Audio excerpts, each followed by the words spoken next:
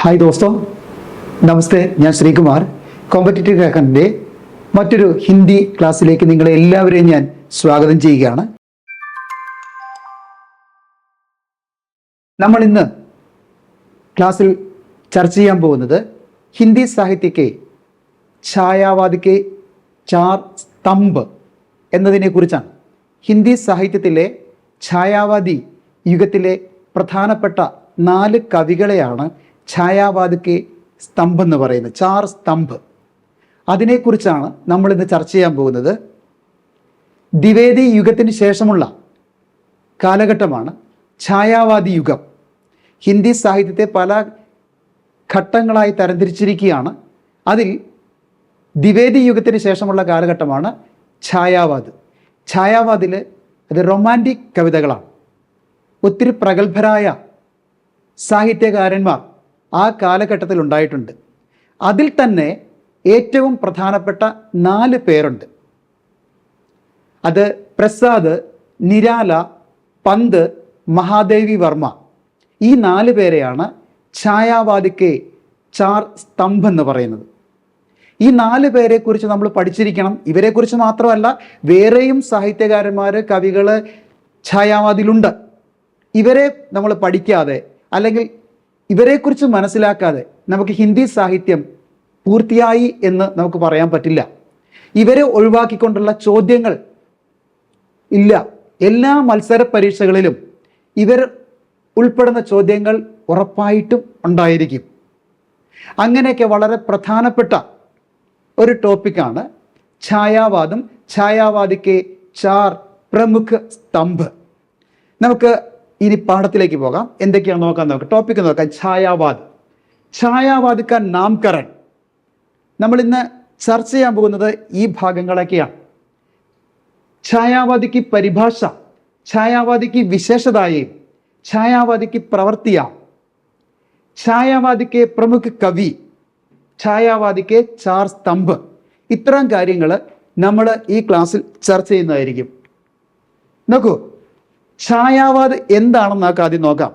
ഛായാവാദ് ഹിന്दी साहित्य का एक प्रमुख काव्य आंदोलन था. वो एक काव्य आंदोलन है. छायावाद क्या है? छायावाद हिंदी साहित्य का एक प्रमुख काव्य आंदोलन है. നോക്കെ, ഹിന്ദി കവിത में द्विवेदी युग के बाद के समय को छायावाद कहा जाता है. ഞാൻ ആദ്യമേ സൂചിപ്പിച്ചു ഛായാവാദ് എന്താണെന്ന്. ഹിന്ദി സാഹിത്യത്തിലെ ദ്വിവേദി യുഗത്തിന് ശേഷം വരുന്ന ഒരു കാലഘട്ടമാണ് ഛായാവാദ് എന്ന് പറയുന്നത്. അത് എന്ന് മുതലാണ് എന്ന് കൃത്യമായിട്ട് പറഞ്ഞിട്ടുണ്ട്. ഛായാവാദ് ഹിന്ദി സാഹിത്യക്ക് റൊമാൻറ്റിക് ഉത്ഥാൻ കാ വോ കാവ്യധാര ഹേ. മറ്റൊരു പ്രത്യേകതയുണ്ട്.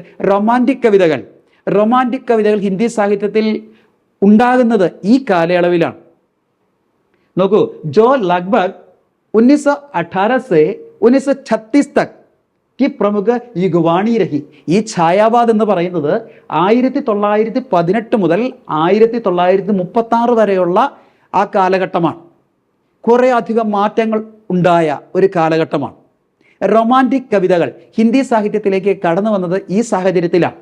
അപ്പം ഛായാവാദി യുഗം എന്ന് പറയുന്നത് 1918 മുതൽ 1936 വരെയാണ്. 1918 से 1936 तक के समय को छायावादी युग कहते हैं. तो हम आगे की ओर जाएंगे.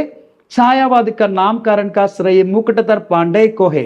ഓർത്തിരിക്കേണ്ടതാണ്, ഏറ്റവും പ്രധാനപ്പെട്ടതാണ് ഛായാവാദ് എന്ന പേര് നൽകിയതിൻ്റെ ബഹുമതി അല്ലെങ്കിൽ അതിൻ്റെ ക്രെഡിറ്റ് ആർക്കാന്ന് നോക്കാം. ഛായാവാദ് കാ നാംകരൺ കാ ശ്രേയ മുകുട്ടധർ പാണ്ഡെ കോ ഹെ. ചോദ്യം ഉറപ്പായിട്ടും വരാം. മുകുട്ടധർ പാണ്ഡെ, അദ്ദേഹമാണ് ഛായാവാദ് എന്ന പേര് നൽകിയത്. അതിൻ്റെ ബഹുമതി, അതിൻ്റെ ക്രെഡിറ്റ് കിട്ടിയിരിക്കുന്നത് ആർക്കാണ്? മുകുട്ടധർ പാണ്ഡേക്കാണ്. ആ പേര് മറക്കരുത്. നമ്മൾ ഏറ്റവും കൂടുതലായി ഓർത്തിരിക്കേണ്ട ഒന്നാണ് മുകുട്ടധർ പാണ്ഡെ. ആരാണെന്നറിയാലോ. അപ്പം ഇനി നമുക്ക് ഇസെ ഖഡീബോലി കാ സ്വർണ്ണയുഗ് കഹാ ജാത്താ ഹെ. മറ്റൊരു ചോദ്യം ചോദിക്കാം. ഛായാവാദിനെ എന്താ പറയുന്നത്? ഖഡീബോലിയിലെ സ്വർണ്ണയുഗം, ഗോൾഡൻ ഏജ് എന്നാ പറയുന്നത്. അപ്പോൾ ഇത്തരം കാര്യങ്ങൾ പ്രധാനപ്പെട്ടതാണ്. നമ്മൾ ആദ്യമേ പറഞ്ഞു കഴിഞ്ഞു, ഛായാവാദ് എന്ന് പറയുന്നത് ഹിന്ദി സാഹിത്യത്തിലെ പ്രധാനപ്പെട്ട ഒരു കാലഘട്ടമാണ്. റൊമാൻറ്റിക് കവിത സ്റ്റാർട്ട് ചെയ്യുന്നത് ഇതിനോടനുബന്ധിച്ചാണ്. നോക്കൂ, ഛായാവാദിക്ക് ചാർ സ്തംഭ് ആരൊക്കെയാന്ന് നോക്കാം. चार स्तंभ माने तो हिंदी के 4 महान कवि है. चार स्तंभ means pillar. 4 pillars of Hindi romantic poetry. അതാണ് ഛായാവാദിക്ക് ചാർ സ്തംഭ് എന്ന് പറയുന്നത്. അപ്പോൾ നമുക്ക് നോക്കാം ഇവർ ആരൊക്കെയാണ്. ഈ സ്തംഭം എന്ന് പറയുന്നത് പില്ലർ എന്നാണ്. ഓക്കെ, അപ്പോൾ ഈ പില്ലർ എന്ന് ഇവിടെ ഉദ്ദേശിക്കുന്ന മഹാൻ കവിയാണ്, പ്രമുഖ കവികളെയാണ്. നോക്കൂ, ജയശങ്കർ പ്രസാദ്, सूर्यकांत त्रिपाठी निराला, सूर्यकांत सुमित्रानंद पंत और महादेवी वर्मा, ये है 4 स्तंभ. अब हम समझ गए हैं छायावादी स्तंभ मानी क्या है. छायावादी स्तंभ मीन्स 4 महान कवि है जिनका नाम क्या है, जयशंकर प्रसाद, सूर्यकांत त्रिपाठी निराला और सुमित्रानंद पंत और महादेवी वर्मा. ये देखो, ഞാനിപ്പോൾ ഒരു ട്രിക്ക് പറയാൻ പോവുകയാണ്. ഈ കവികളെ, ഈ ഛായാവാദിയിലെ പ്രധാന സ്തംഭങ്ങൾ 4 പേരാണ്, മഹാൻ കവികളാണ്. അത് ആരൊക്കെയാണെന്ന് ഓർത്തിരിക്കട്ടെ, എപ്പോഴും ഓർക്കണം. രടുത്ത യാദ് റഖ്ന. ഇതാണ് രടുത്ത, ഉരുവിട്ട് പഠിക്കേണ്ടതാണ്. ഉസ്കാ കോഡ് ക്യാ ഹെ, प्रेनिम. क्या है प्रेनिम? प्रेनिम मतलब क्या है, प्रा से कौन होता है, प्रसाद होता है, प्रा से प्रसाद, और नी से निराला होता है, और पा से पंद होता है, और माँ से महादेवी. और अब 4 हो गया ना, ये स्तंभ हो गया ना, ठीक है ना, क्लियर हो गया. ओके, प्रा से प्रसाद. प्रसाद का जन्म कब हो गया, 1800 कब है, 1889 ആണ്. അടുത്ത് നോക്ക്, നീസ് നിരാല 1899 ആണ്. പിന്നെ പന്തിൻ്റെ നോക്കാം, 1900 ആണ്. ഇനി മഹാദേവി എന്നാണ് 1907 അതും ഓർത്തിരിക്കേണ്ടതാണ്. ഇതൊക്കെ പ്രാസെ പ്രസാദ്, നീസെ നിരാല, പാസെ നന്ദ് പന്ത്, മാസെ മഹാദേവി വർമ്മ. ഇവരെല്ലാവരെയും കൂടി നമുക്ക് ഉൾപ്പെടുത്തിക്കൊണ്ട് പ്രെന്നിം എന്ന് പറയാം. പ്രെന്നിം ഇത് പഠിച്ചു കഴിഞ്ഞാൽ ഛായാവാദി യുഗത്തിലെ 4 പ്രധാനപ്പെട്ട സ്തംഭങ്ങൾ ഏതൊക്കെയാണെന്നും അവരുടെ പേര് എന്തൊക്കെയാണെന്ന് നമുക്ക് മനസ്സിലാക്കാം. ഓക്കെ, ഛായാവാദിക്ക് പ്രവൃത്തിയ മീൻസ് ട്രെൻഡ് എന്നാണ്. എന്തൊക്കെയാണ്, ആത്മാഭിവ്യക്തി, नारी सौंदर्य और प्रेम चित्रण, प्रकृति प्रेम, राष्ट्रीय यानी सांस्कृतिक जागरण, और रहस्यवाद, स्वच्छंदतावाद, कल्पना की प्रधानता और दार्शनिकത. ഇതാണ് ഛായാവാദിന്റെ പ്രവർത്തികൾ, ട്രെൻഡുകൾ. ഏതൊക്കെയാണ് ഒന്നും കൂടി പറയാം. ഛായാവാദിക്ക് പ്രവർത്തിയാൻ क्या क्या है, आत्माभिव्यक्ति, और नारी सौंदर्य और प्रेम चित्रण, और प्रकृति प्रेम, राष्ट्रीय या सांस्कृतिक जागरण, अब रहस्यवाद, स्वच्छंदतावाद, और क्या क्या है, कल्पना की प्रधानता और दार्शनिकता है. ഇനി ഞാൻ പറയാൻ പോകുന്നത് 4 കവികൾ എന്ന് പറഞ്ഞില്ലേ, അതിൽ ഓരോരുത്തരെ കുറിച്ചാണ്. ആദ്യം നമുക്ക് ജയശങ്കർ പ്രസാദിനെ കുറിച്ച് പഠിക്കാം. ജയശങ്കർ പ്രസാദിക്ക് രചന വിപുലമായിട്ടുള്ള അദ്ദേഹത്തിന്റെ രചനകൾ എന്തൊക്കെയാണെന്ന് നോക്കാം. ജയശങ്കർ പ്രസാദിന്റെ ഈ പേരുകളൊക്കെ നിങ്ങൾ ഓർത്തിരിക്കേണ്ടതാണ്. നമുക്ക് നോക്കാം. കാമായനി, കാനൻ കുസുമ, പ്രേംപതിക്, പ്രേമരാജ്, അയോധ്യ കാ ഉദ്ധാർ, കരുണാലയ, ജർന, ആസു, ലഹർ, മഹാരാണ കാ മഹത്വ, और സ്വഗോച്ഛ്വാസ്. ഇത്രയും ജയശങ്കർ പ്രസാദിന്റെ പ്രധാനപ്പെട്ട കൃതികളാണ്. ഇതിന്ന് ഏത് വേണമെങ്കിലും ചോദിക്കാം. ഇനി സൂര്യകാന്ത ത്രിപാഠി നിരാല, അദ്ദേഹത്തിന്റെ കൃതികൾ ഏതൊക്കെയാണെന്ന് നോക്കാം. തുളസിദാസ്, राम की शक्ति पूजा, ഏറ്റവും പ്രധാനപ്പെട്ട राम की शक्ति पूजा, और वो तोड़ती पत्थर, सरोज स्मृति, अनामिका और परिमल. ये सब किनका है, सूर्यकांत त्रिपाठी निराला का है. अब आगे की ओर जाएंगे. अब देखो, ഒരു പ്രത്യേക കാര്യം, ഒരു പ്രധാനപ്പെട്ട കാര്യമാണ് നമ്മളിപ്പോൾ പറയാൻ പോകുന്നത്. അധ്യാപനം ഇനി വേറെ സ്വപ്നമാകില്ല. എങ്ങനെയാണ് നമുക്ക് നോക്കേണ്ടത്? നോക്ക്, സെറ്റാസ്ട്ര 3.0 നമ്മുടെ പുതിയ ബാച്ചാണ്. അപ്പോൾ കോമ്പറ്റീറ്റീവ് ക്രാക്കർ നിങ്ങൾക്കായി ഒരു പുതിയ ലോങ് ടൈം കോഴ്സ് ആരംഭിച്ചിരിക്കുകയാണ്. നിങ്ങൾ അതിൽ ജോയിൻ ചെയ്യണം. താല്പര്യമുള്ള എല്ലാവരും ജോയിൻ ചെയ്യുക. അത് നിങ്ങൾ ഫസ്റ്റ് ചാൻസ് തന്നെ നിങ്ങൾക്ക് സെറ്റ് ക്രാക്ക് ചെയ്യാൻ വളരെ യൂസ്ഫുൾ ആയിരിക്കും. നിങ്ങൾ മാത്രമല്ല, നിങ്ങളുടെ കൂട്ടുകാരെയും പരിചയക്കാരെയും കൂടി ഇതിൽ ഉൾപ്പെടുത്തണം. നമ്പറുണ്ട്, അതിൽ എത്രയും പെട്ടെന്ന് കോണ്ടാക്ട് ചെയ്യണം. നിങ്ങൾ ജോയിൻ ചെയ്യണം. ഇത് നിങ്ങളുടെ സ്വപ്നം ഫസ്റ്റ് ചാൻസിൽ സെറ്റ് ക്രാക്ക് ചെയ്യുക എന്നുള്ള സ്വപ്നം സാക്ഷാത്കരിക്കാൻ ഏറ്റവും യൂസ്ഫുൾ ആണ്. നിങ്ങളെ സഹായിക്കാൻ ഏത് സമയവും ഞങ്ങൾ തയ്യാറായിരിക്കും. അപ്പൊ നമുക്ക് വീണ്ടും കാണാല്ലേ. സുമിത്രാനന്ദ പന്ത് ഛായാവാദിയിലെ പ്രമുഖ സ്തംഭങ്ങളിൽ 3ാമത്തെ ആളെ ഞാൻ പരിചയപ്പെടുത്തുകയാണ്. സുമിത്രാനന്ദ പന്താണ്. അദ്ദേഹത്തിന്റെ പ്രധാനപ്പെട്ട കൃതികൾ ഏതൊക്കെയാണെന്ന് നോക്കാം നമുക്ക്. ഉച്ഛ്വാസ്, और ग्रंथि, वीणा, पल्लव, गुंजन, युगांत, युगवाणी, ग्राम्य, उत्तर, स्वर्णधूलि, वाणी, ലോകായതൻ, പതച്ചർ. ഇനിയുണ്ട്. അതിൽ ഏറ്റവും പ്രധാനപ്പെട്ടത് മാത്രമാണ് നമ്മളിവിടെ നിങ്ങൾക്ക് വേണ്ടി പറഞ്ഞു തന്നുകൊണ്ടിരിക്കുന്നത്. अब देखो महादेवी वर्मा, നിഹാർ, നീരജ, രശ്മി, സാന്ധ്യാഗീത്. മഹാദേവി വർമ്മയുടെ 4 കവിതകളാണ്. ഏതൊക്കെയാണ്? നിഹാർ, നീരജ, രശ്മി, സാന്ധ്യാഗീത്. ഇതിൻ്റെ സങ്കലനാണ് യാമ എന്ന പേരിൽ അറിയപ്പെടുന്നത്. മഹാദേവി വർമ്മയുടെ യാമയ്ക്കാണ് ജ്ഞാനപീഠം ലഭിക്കുകയുണ്ടായത്. അപ്പം ആ യാമ എന്ന് പറയുന്നത് ഒറ്റ പുസ്തകമല്ല, അത് കളക്ഷനാണ്, പോയട്രി കളക്ഷനാണ്. ഉൻമേ ഏതൊക്കെയാന്ന് നോക്കിയേ. സബി കാ സങ്കലൻ കാ നാം ഹെ യാമ, നിഹാർ, നീരജ, രശ്മി, സാന്ധ്യാഗീത്. ഈ 4 കവിതകളുടെ സമാഹാരമാണ് യാമ. പരീക്ഷയ്ക്ക് വരും, ഉറപ്പായിട്ടും വരും. ഇതിലേതെങ്കിലും ഒരെണ്ണം എക്സ്ട്രാ വരും. എന്നിട്ട് ഇതിൽ പെടാത്തത് ഏതാണെന്ന് ചോദിക്കാം. അപ്പോൾ ചോദ്യങ്ങൾ ഇങ്ങനെയെല്ലാം ഉണ്ടാകും. ഛായാവാദിക്ക് പ്രമുഖ സ്തംഭ്, ഈ 4 പേരെ ആരൊക്കെയാണ്? പ്രസാദ്, നിരാല, പന്ത് ഓർ മഹാദേവി വർമ്മ. ഇവരെ നമ്മൾ വിട്ടുകളയരുത്, പ്രധാനപ്പെട്ടതാണ്.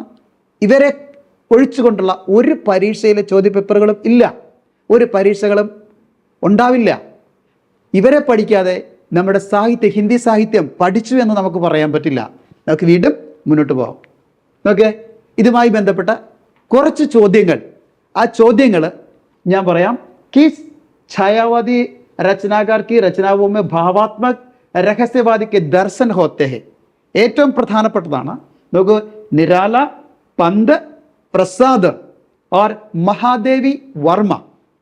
ചോദ്യം, किस ഛായാവാദി രചനാകാർ की रचनाओं में भावात्मक रहस्यवादी के दर्शन होते हैं. 4 കവികളുടെ പേരുണ്ട്. നമുക്ക് ഉത്തരം ഏതാണെന്നറിയണ്ടേ? ഓപ്ഷൻ ഡി ആണ്, അത് മഹാദേവി വർമ്മയാണ്. ചോദ്യം കേൾക്കുമ്പോൾ തന്നെ ആൻസർ കൃത്യമായിട്ട് നമ്മുടെ മനസ്സിലേക്ക് വരണം. ഞാൻ ഈ പറഞ്ഞ കോഡ്, പ്രണിം എന്നുള്ള കോഡ് നമ്മൾ പറഞ്ഞ് രടുത്തെ യാദ് കർക്കെ റഹ്ന, അതാ വേണ്ടത്. പറഞ്ഞ് പഠിക്കണം. ഓക്കെ, അടുത്ത ചോദ്യത്തിലേക്ക് പോവാം. निम्न में से निराला जी की रचना कौन सी नहीं है? निम्न में से निराला जी की रचना कौन सी नहीं है? ഇതിൽ ഏതാണ് നിരാലയുടെ കൃതി അല്ലാത്തത് എന്നാണ്. Option A Geetagunj, option B Nihar, C Parimal, option D Geetika. 4 option ഉണ്ട്. ഈ 4 വികല്പത്തിൽ ഏതാണ് അദ്ദേഹത്തിൻ്റെത് അല്ലാത്തത്? നോക്കെ, നിഹാർ. ഓക്കെ, അടുത്ത ചോദ്യം എന്താ നോക്കാം.